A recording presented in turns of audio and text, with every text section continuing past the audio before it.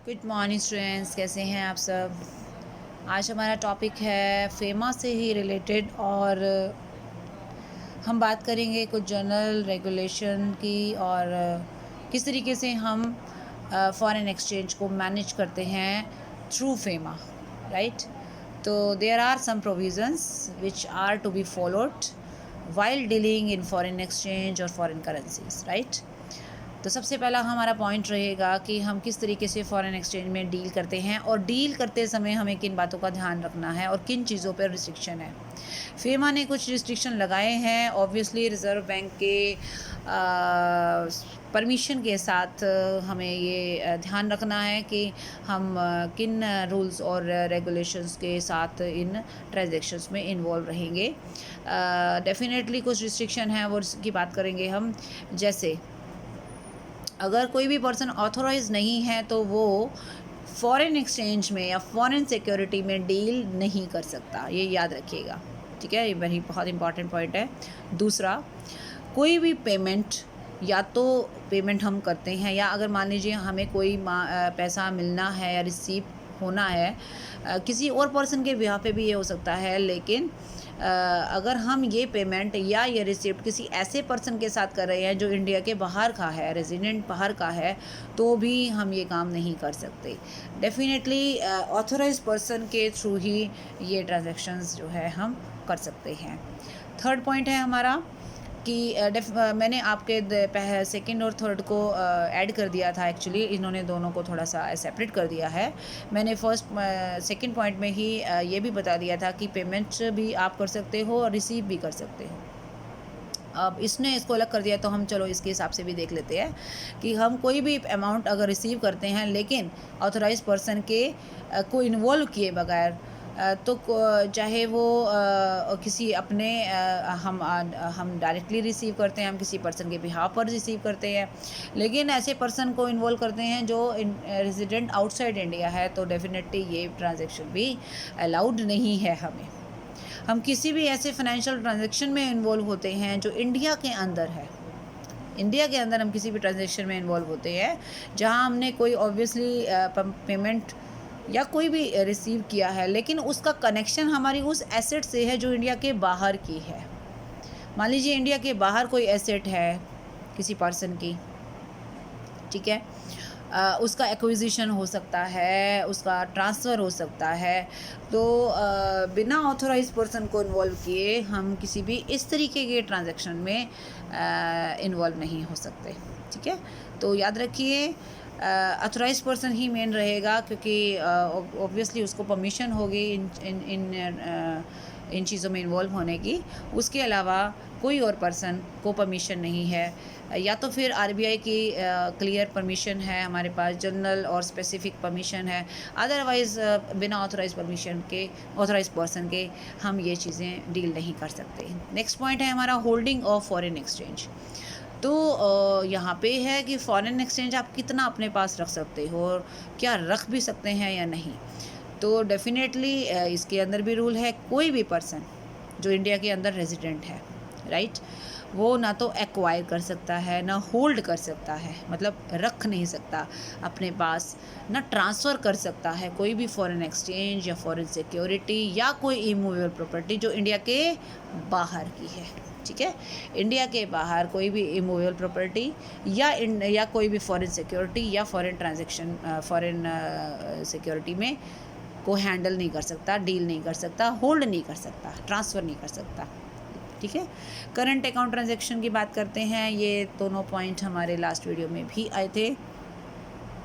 तो अब यहाँ पे जो बात है वो रिस्ट्रिक्शन की है, कोई भी पर्सन सेल नहीं कर सकता, ड्रॉ नहीं कर सकता, यानी इन दोनों चीज़ों में इन्वॉल्व नहीं हो सकता। फॉरेन एक्सचेंज अगर जहाँ पर इन्वॉल्व है किसी भी टू और फ्रॉम एन ऑथोराइज पर्सन,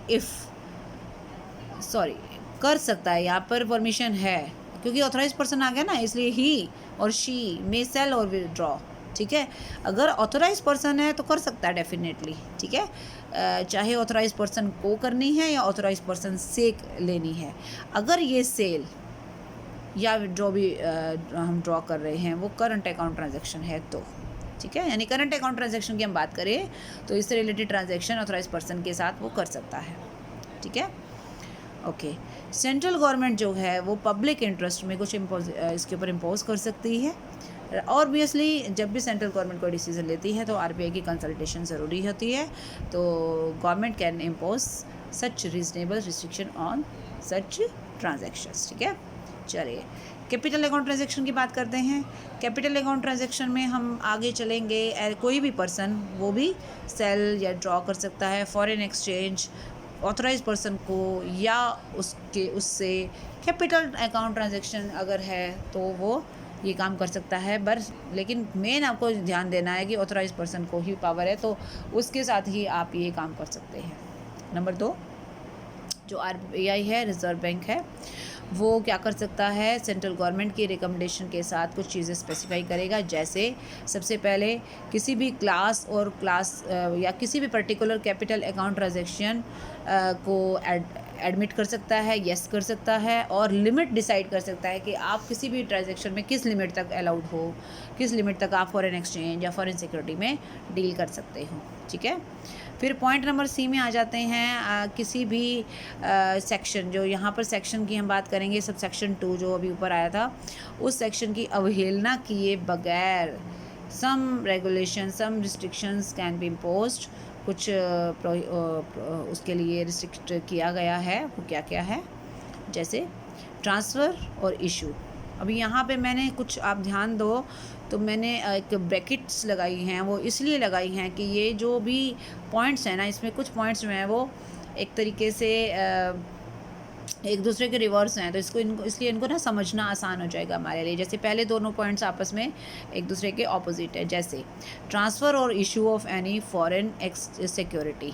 अभी दोनों में ये सेम बात है। देखो, आप देख सकते हो कि या तो आप ट्रांसफ़र करो या इशू करो कोई भी फॉरेन सिक्योरिटी। ऊपर फॉरेन सिक्योरिटी था, नीचे सिर्फ सिक्योरिटी है। अगर फॉरेन सिक्योरिटी आया है तो पर्सन रेजिडेंट इन इंडिया होगा, आप चेक कर सकते हैं। और अगर सिर्फ सिक्योरिटी आया है यहाँ पर, इसका मतलब इंडियन सिक्योरिटी की बात करेंगे तो पर्सन रेजिडेंट आउटसाइड इंडिया होगा। मतलब समझ लेते हैं, कोई भी इंडियन रेजिडेंट फॉरेन सिक्योरिटी को ट्रांसफ़र और इशू कर सकता है, but up to certain limit और सर्टेन रिस्ट्रिक्शन, ठीक है। फिर अब आ जाएंगे हम थर्ड पॉइंट में, ट्रांसफ़र और इशू ऑफ एनी सिक्योरिटी, चाहे वो इंडियन हो या फॉरेन हो, किसी भी ब्रांच, ऑफिस या एजेंसी के द्वारा जो इंडिया में है लेकिन इंडिया के बाहर के पर्सन के द्वारा कंट्रोल होती हैं। बात वही आ जाती है कि हमने एक इंडिविजुअल को भी ले लिया और हमने ऐसे ऑफिस या ब्रांच को भी ले लिया जो अगर इंडियन सिक्योरिटी में कर रहा है, ठीक है, तो ये ऐसी ब्रांच या ऑफिस इंडिया के बाहर का होना चाहिए।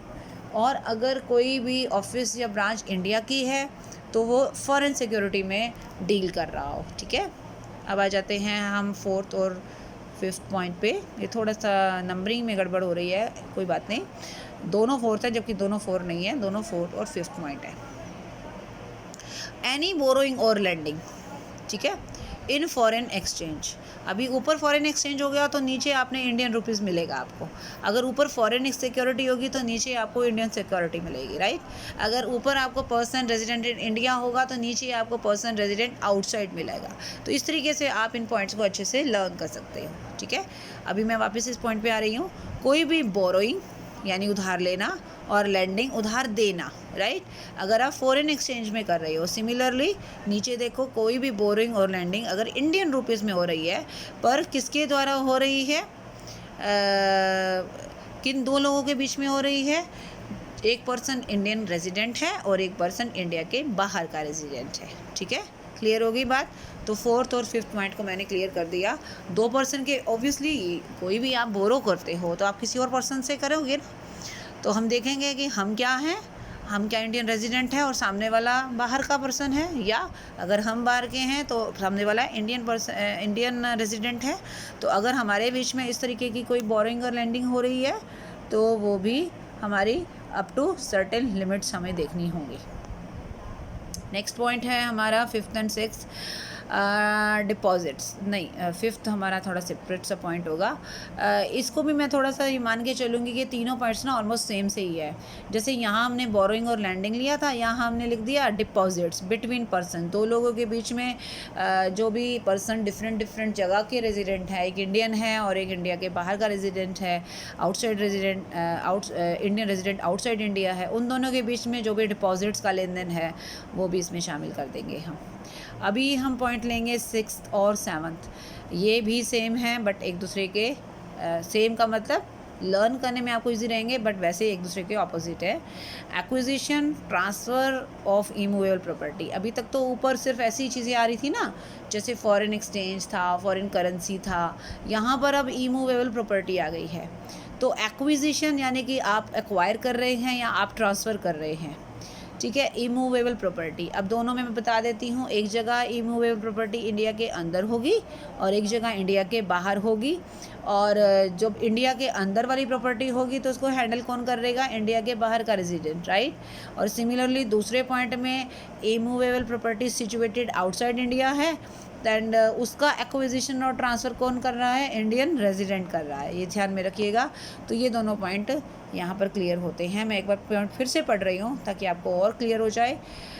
एक्विजिशन और transfer of immovable property outside India, right, other than lease. हाँ, ये ध्यान में रखना कि जो हमने एक्विजिशन और ट्रांसफ़र वर्ड लिया है उसमें ऐसा लीज़ शामिल नहीं है जो 5 साल से कम का हो। 5 साल के तक का लीज़ जो है वो इससे बाहर है, उसमें कोई टेंशन नहीं है। 5 साल से ऊपर का अगर कोई लीज़ है, पट्टा है, तो वो इसी कैटेगरी में आएगा। तो other than a lease not more than 5 years, ठीक है। By a person resident in India, अब देखा प्रॉपर्टी आउटसाइड इंडिया थी तो पर्सन जो है वो इंडियन रेजिडेंट था। सिमिलरली प्रॉपर्टी इंडियन है तो पर्सन आउटसाइड इंडिया है, ठीक है। चलिए नेक्स्ट पॉइंट आ जाते हैं, 8th, giving of a guarantee और श्योरिटी। अब आप किसी की गारंटी दे रहे हैं या आप किसी के लिए श्योरिटी का काम कर रहे हैं। श्योरिटी कौन होता है, जो दूसरे पर्सन की गारंटी देता है, गारंटर बोल सकते हैं हम इसको। In respect of any date, obviously आप किसी के लोन की गारंटी देते हैं, किसी की लाइबिलिटी की गारंटी देते हैं, ठीक है ना। तो आप उस गारंटी के अंदर वो क्या हम शामिल कर रहे हैं, अब गारंटी का जो लेना देना है या जिसमें जो लोग इन्वॉल्व हैं उसमें किसी ऐसे पर्सन ने गारंटी दी है जो इंडियन रेजिडेंट है, लेकिन किसकी दी है, इंडिया के बाहर का पर्सन की है, and own to a person resident outside India. Similarly नीचे by a person resident outside, मतलब 2 पार्टीज इन्वॉल्व हैं, दोनों पार्टीज डिफरेंट कंट्रीज़ की रेजिडेंट है, राइट। नेक्स्ट आ रहा है हमारा डी और ई। अभी तक हमने क्या किया था, अभी तक हमने पॉइंट नंबर बी किया, सी किया। सी में हमने कुछ चीज़ें देखी, क्या कह रहा है वो, without prejudice to the generality of the provision of subsection 2। अभी सबसेक्शन 2 को एक तरीके से टच किए बगैर रिज़र्व बैंक जो है कुछ रिस्ट्रिक्शन को कुछ एक्टिविटीज़ को रेगुलेट कर सकता है, रिस्ट्रिक्शन लगा सकता है, ये वो पॉइंट था, ठीक है। अभी मैं डी और ई पर आ रही हूँ। A person resident in India, ठीक है, ओनली होल्ड और ट्रांसफ़र और इन्वेस्ट इन फॉरेन करेंसी। अब देखो दोनों अपोजिट चीज़ें ले रखी है। अगर इंडियन पर्सन है तो फॉरेन करेंसी के साथ डील कर रहा है, अगर आउटसाइड का है तो फिर इंडियन करेंसी में या इंडियन एक्सचेंज में या इंडियन सिक्योरिटी में डील कर रहा है, ठीक है। तो अभी इन दोनों को हम फिर से रिवर्स देखेंगे। अभी एक पॉइंट आप क्लियर करोगे, दूसरा ऑटोमेटिकली आपको क्लियर हो जाएगा। पहला मैं कर रही हूँ, यानी कि डी पॉइंट पे आ रही हूँ मैं। एक पर्सन जो इंडिया का रेजिडेंट है, ठीक है, वो होल्ड कर सकता है, ट्रांसफ़र कर सकता है, इन्वेस्ट कर सकता है फॉरेन करेंसी में या फॉरेन सिक्योरिटीज़ में या इमूवेबल प्रॉपर्टी में जो इंडिया के बाहर की हो, ठीक है।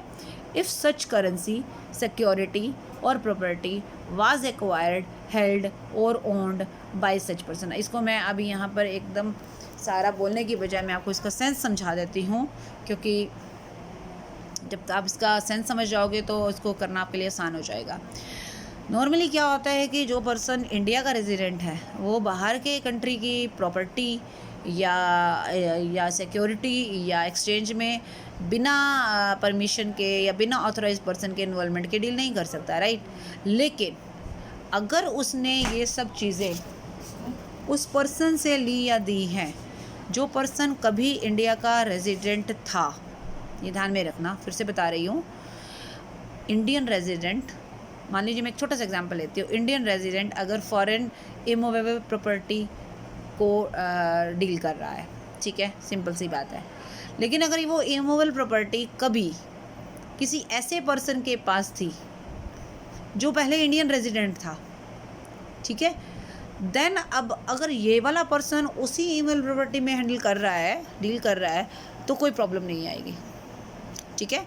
फिर से बता रही हूँ, अब आप ध्यान से एक एक शब्द पे जाइएगा। ऐसा पर्सन जो रेजिडेंट है और होल्ड ओनली वर्ड उसने बोला है, ओनली होल्ड, ट्रांसफ़र और invest in foreign currency, foreign security और any immovable property situated outside India. यहाँ तक बात क्लियर हो गई है। इफ़ अगर सच करेंसी, ऐसी वही करेंसी जिसकी हम बात कर रहे हैं, वो करेंसी, सिक्योरिटी और प्रॉपर्टी वाज एक्वायर्ड, जो मतलब जिसने एक्वायर की थी या अपने पास रखी थी, ऐसे पर्सन ने when he was resident outside India और inherited from a person who was resident outside India, ठीक है ना। तो अगर वो पर्सन जिसके पास से आप ये चीज़ें ले रहे हो वो कभी रेजिडेंट रहा होगा बाहर का, ठीक है, और आप उस पर्सन के साथ डील कर रहे हो तो कोई इशू नहीं है, ठीक है। अब इसी को मैं उल्टा कर दूंगी, ऊपर मैंने बोला पर्सन रेजिडेंट इन इंडिया, नीचे लिखूंगी पर्सन रेजिडेंट आउटसाइड इंडिया, ठीक हो गया। प्रॉपर्टी सारी जब रेजिडेंट आउटसाइड इंडिया तो प्रॉपर्टी भी, करेंसी भी, प्रॉपर्टी भी इंडिया के अंदर की हो गई, ठीक है।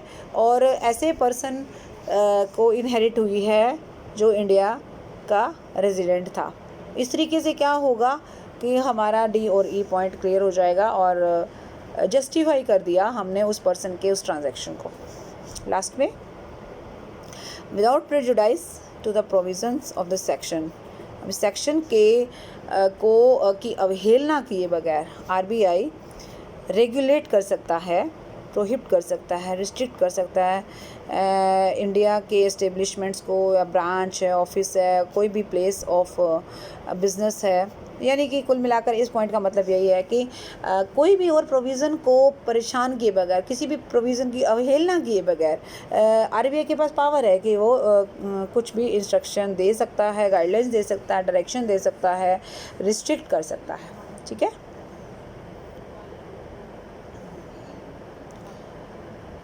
चलिए जी, नेक्स्ट पॉइंट आ रहा है export of goods and services. तो अब यहाँ पर बात करते हैं गुड्स और सर्विसेज के एक्सपोर्ट की।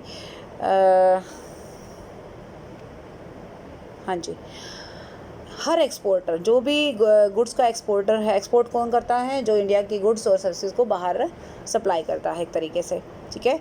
तो वो आरबीआई को फर्निश करेगा वो सारी इन्फॉर्मेशन, या ऐसी अथॉरिटी को फर्निश करेगा, एक डिक्लेरेशन देना होता है और एक अपनी सारे ट्रांजैक्शन की ट्रू एंड फेयर पिक्चर दिखानी होती है। पूरी आपकी जो भी एक्सपोर्ट वैल्यू है वो आपको दिखानी होगी, ठीक है। और ये भी बताना होगा कि इन गुड्स के बदले में, इन सर्विसेज के बदले में कितना अमाउंट आपको जो है वो रिसीव होने वाला है। तो ये एक तरीके से डिक्लेरेशन फॉर्म है जो एक्सपोर्टर को भरना होता है, ठीक है। दूसरी बात वो कह रहा है कि वो आरबीआई को फर्निश करेगा वो सारी इन्फॉर्मेशन जो आरबीआई डिमांड करती है इस केस में, ठीक है। और इसके अलावा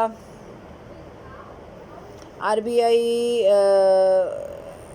को ये भी बताना होगा, यानी कि जो, क्योंकि आप कोई भी गुड्स जो सर्विसेज जो बाहर दे रहे हो और उसके बदले में जो भी करेंसी आपको मिलने वाली है, तो आपको इंश्योर करना पड़ेगा कि आप कितनी जल्दी इस करेंसी को, यानी इस फॉरेन एक्सचेंज को रियलाइज़ करने वाले हो, ये भी आपको बताना होगा। मतलब आपको एक तरीके से इंश्योर करना होगा कि you will receive this amount without any delay. और जो भी एक्सपोर्ट से रिलेटेड जो भी डायरेक्शंस हैं वो आपको फॉलो करनी है। Every exporter, her exporter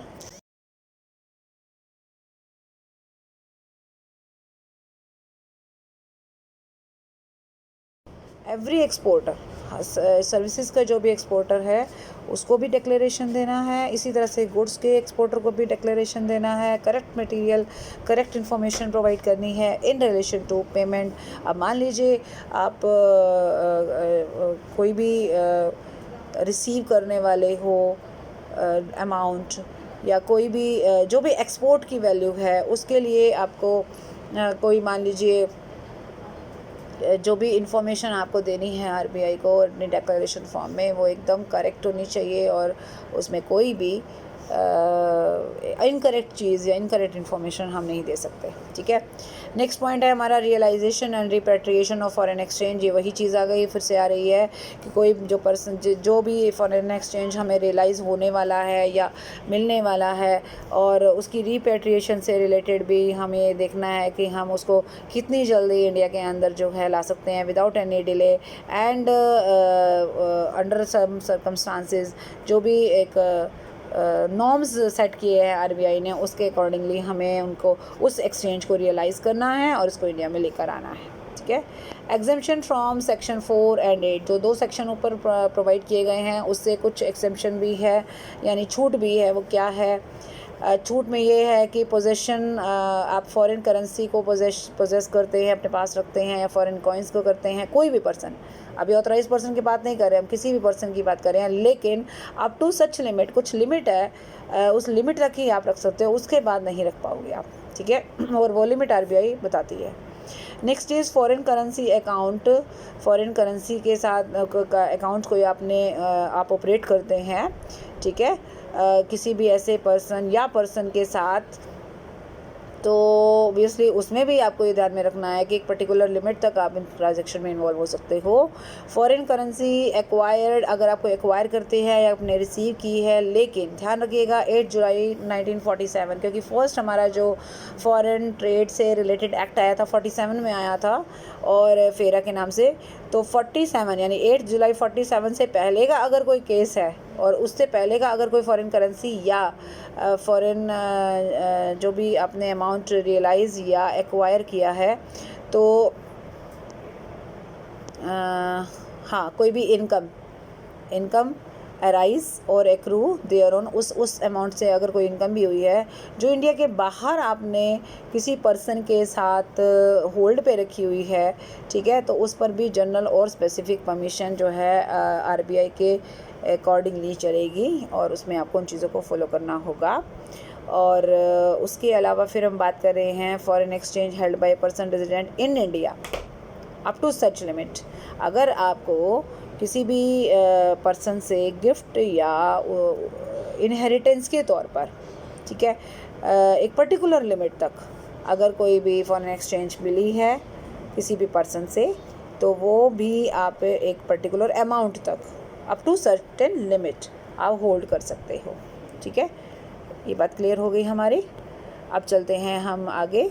foreign exchange acquired from employment. अब मान लीजिए अगर आप कहीं जॉब कर रहे हैं और आपको फॉरेन करेंसी में उसकी सैलरी मिलती है या आपको गिफ्ट्स हैं, ऑनरेरियम है, इनहेरिटेंस है, उत्तराधिकार में अगर आपको ये सब चीज़ें मिल रही हैं, तो डेफिनेटली वहाँ भी एक लिमिट होगी।